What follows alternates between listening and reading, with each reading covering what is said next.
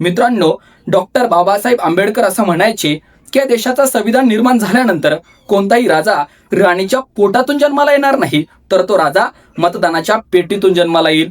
म्हणूनच जगण्याची जाण विसरलेल्या समाजामध्ये भान निर्माण करून हरलेल्या मनगटांमध्ये ताकद देऊन लढण्याचं बळ देणाऱ्या बाबासाहेबांनी 26 जानेवारी 1950 रोजी या जगाला आदर्श ठरावी अशी राज्यघटना आमच्या हातामध्ये देण्याचं काम केलं.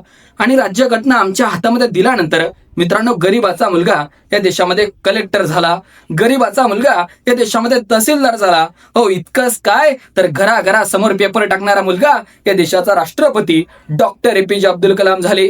तर इतकंच नाही, मेरे भीम ने कलम उठाई तर इस देश का संविधान बन गया. संविधान की ताकत तर देखो यारो, चाय बेचने वाला लड़का इस देश का पंतप्रधान बन गया. मित्रांनो, डॉक्टर बाबासाहेब आंबेडकर असं म्हणायचे, लोकशाही म्हणजे राजकीय नव्हे तर सामाजिक आणि आर्थिक असल्याचं त्यांनी प्रतिपादन केलं. मित्रांनो, डॉक्टर बाबासाहेब आंबेडकरांनी मानवाधिकार, सामाजिक न्याय, लोकशाही, स्वातंत्र्य, समता, बंधुतेवर बाबासाहेबांनी सखोल विचार मांडले. आणि बाबासाहेबांचे विचार केवळ भारतापुरतेच मर्यादित नसून ते जागतिक पातळीवरच्या शोषणाच्या विरुद्धच्या लढ्यासाठी आजही प्रेरणादायी ठरत आहे.